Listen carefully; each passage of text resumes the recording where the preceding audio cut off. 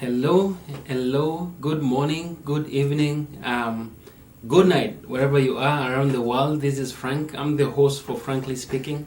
It's my privilege to come to you. So hanging on there, I have a special program for you. Let me gather my thoughts. Let me get my...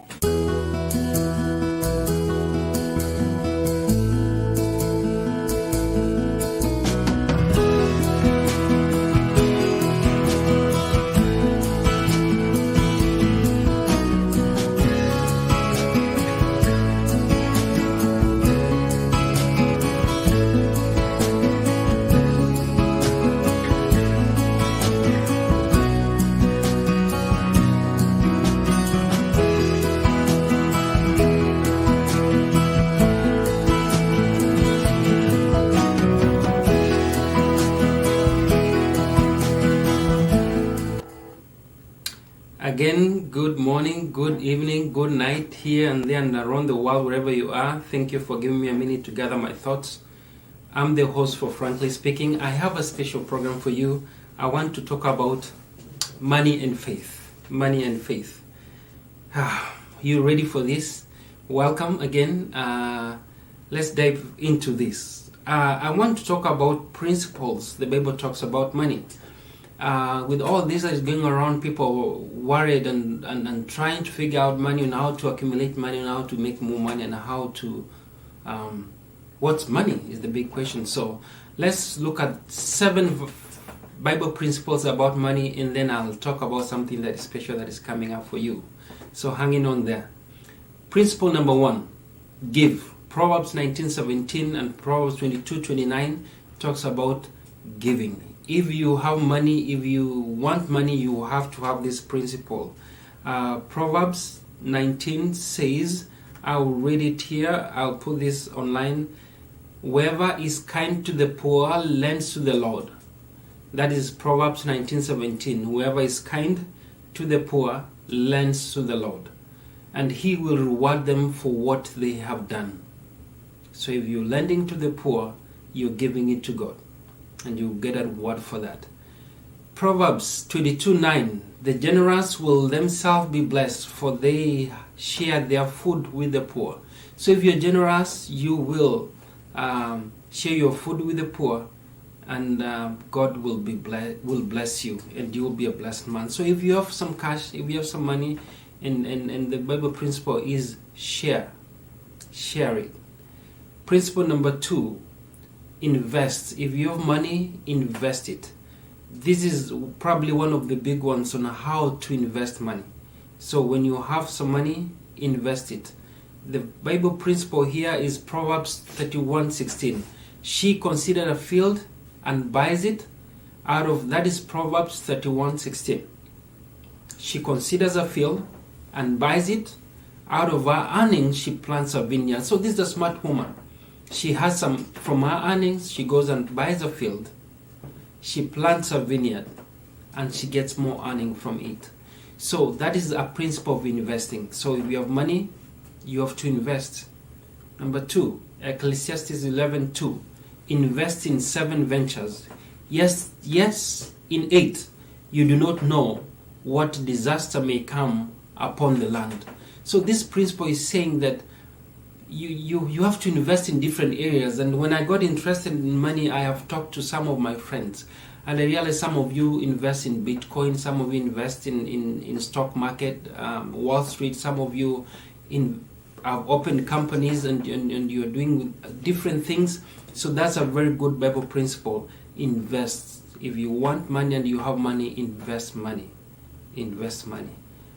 Number 3, principle number 3, get out of debt. So if you want money, use the money that you have to get out of debt so that you can start having money. This is a Bible principle in Proverbs 22 verse 7 or 37 verse 1. I will read here. Let me pull it up. Proverbs 22:7 says, the rich rule over the poor, and the borrower is a slave to the lender. So if you're rich, you are ruling the poor. If you're a borrower, you are a slave to those that lend to you. So you have to choose. Do you want to be rich? If you want to be rich, then know you have power. Money comes with power. If you keep borrowing, you're going to be a slave to the lender. So you have to make up your mind. I don't want to be a slave. I don't want to be borrowing. I want to be rich. Psalms 37:21. The wicked borrow and do not repay. So if you owe somebody, pay them back. Work hard, pay them back. But the righteous give generously. So if you're a righteous man, you give generously what you have. That brings us to the one we had, the first one. That takes me to number 4. Number 4 says, give to the ministry. So God blesses you so that you can bless others, that you can bless many people.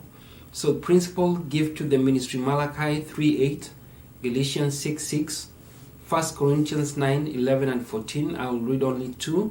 Malachi 3:8, give to the ministry. No, let's do Galatians 6:6. Galatians 6:6 says, nevertheless, the one who receives instructions in the word should share all good things with their instructor. That means if you're getting something from the instructor, make sure you give. You should share all good things to them. So give to those that instruct you. Maybe the elders, leader, pastors, or just bless them back. 1 Corinthians 9:14 basically talks about supporting those that you benefit from. So if you benefit from somebody, you have to support them, support their ministry.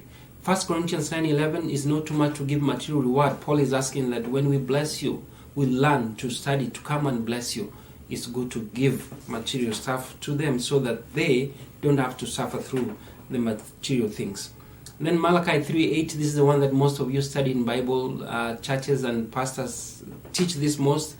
Tithe, give your 10% to God, is to the church and that serve God. And then for free will, you have to have the tithe, and they call it offering. You have to offer your cash to God for the ministry to keep on going. Number 5, accumulate inheritance. That is in Proverbs 13:22. Proverbs 13:22 says accumulate inheritance. So you want money, you have to accumulate this inheritance. You have to have that cash. Proverbs 13:22, I'll read. It says, a good man or a good person leaves an inheritance for their children. But a sinner's wealth is stored up for the righteous. A good man or a good person, you leave inheritance to your children's children. So down the generations, you have to leave your wealth if you're a good man. So that put your money in your children's college fund, buy some land for them to build down the lane, or savings for them. Principle number 6. This was to be a short one. Principle number 6. Save for emergency. Genesis 41:47-49 is a very good principle about Joseph. Again, we are talking about money and faith, and how to spend money and what the Bible says about money. And save for, accumulate for inheritance is the point we had in number 5 and number 6. Save for emergency. Save your money for emergency. That is a very special one. In Genesis 41:47, as I said, Joseph shows us how to save. Let me read Genesis. During the 7 years of abundance, the land produced plentiful. Joseph collected all the food produced in those 7 years of abundance in Egypt and stored it in their cities. In each city, he put the food grown in the field surrounding it. Joseph stored up huge quantities of grain, like the sand of the sea. It was so much that he stopped keeping record because it was beyond record. Save and plan ahead. Plan ahead. You never know what happens in the future. So learn how to save your money. And the last principle is enjoy it. Ecclesiastes 5:18-19 is our last principle. I'll present to you what the wise man says. Solomon says something about money and how to spend money. He says, enjoy it. I'll read. Riches are meaningful. That's in 8. Meaningless. If you see the poor oppressed in a district, and just and right not denied. Do not be surprised at such things, for one official is eyed by a higher one, and over them both, as others higher still. The increase from the land is taken by all. The king himself profits from the field. Whoever loves money never has enough. Whoever loves wealth is never satisfied with their income. This too is meaningless. As goods increase, so do those who consume them. And what benefit are they to the owners, except to feast their eyes on them? The sleep of a laborer is sweet, whether they eat little or much. But as for the rich, their abundance permits them no sleep. The rich never sleep. I have seen a grievous evil under the sun, wealth hoarded to the harm of its owners, or wealth lost through some misfortunes, so that they have children. There is nothing left for them to inherit.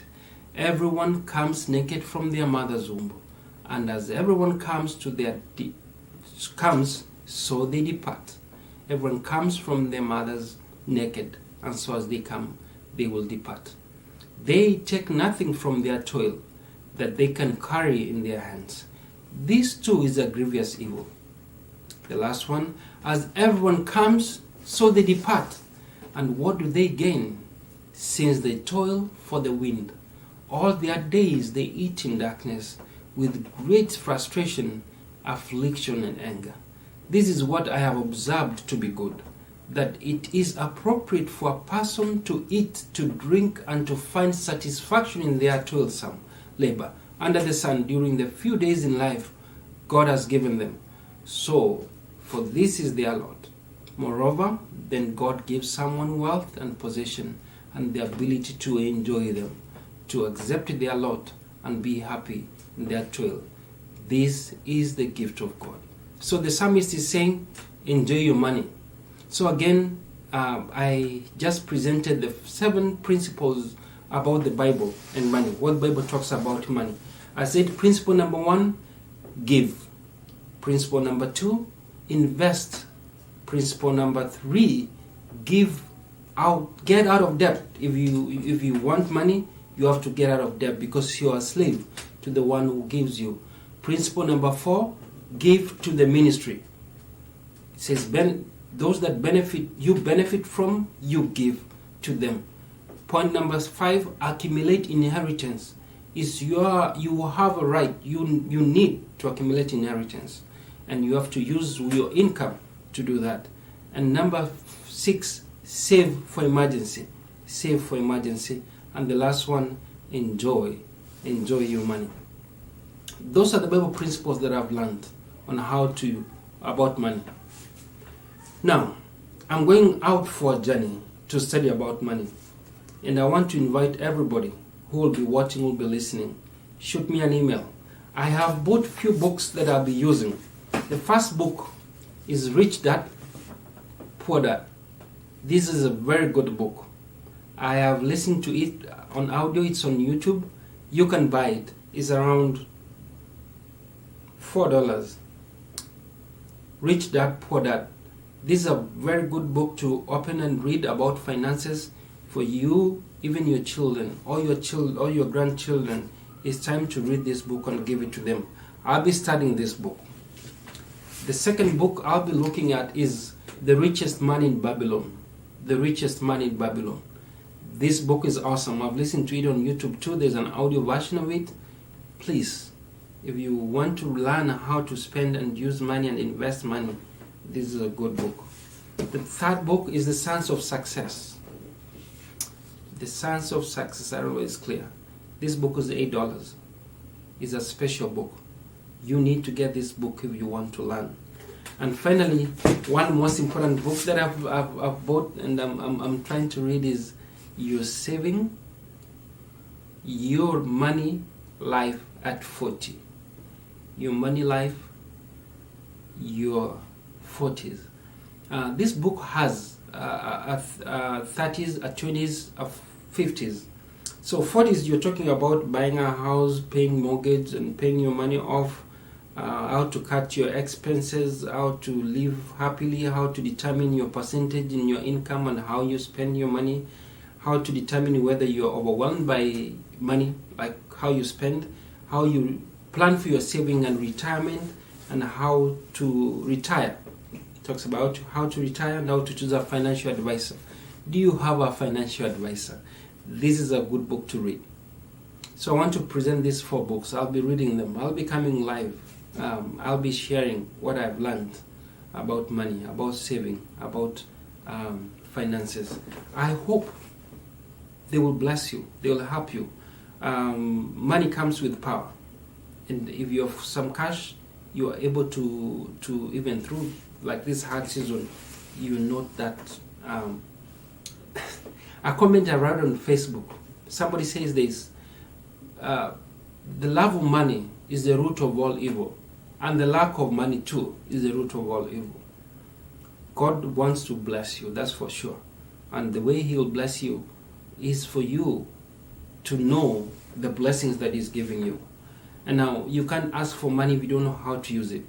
We have gone to school and studied, but we never study about money. And you finish and you become a very good employee. And so you're serving, you hate your job, you have to clock in, clock out, and you have to be there to do that. And so these books, some of them are telling you on how to plan for your future and how not to work for somebody. Said if you borrow somebody, you become a slave to them, on how to be independent. And as I add more books, the next 1-2 months, I'll be studying this. I'll be waiting to see your reactions on Facebook, on YouTube, to know if you're joining me on this journey. Tell me you need one of these so that we can study together and see the principles of investing. I may stick more into investing. I see most of you are investing out there. So are you talking more about investment? Are you talking about, but you have a right. Don't say God will bless me or not bless me. God has given you a brain so that you can plan well and organize yourself well and accumulate wealth and give that wealth to your children's children, as the verse said. So it's if you're a good person. If you're not, then you're going to cry poverty, and you will die poor.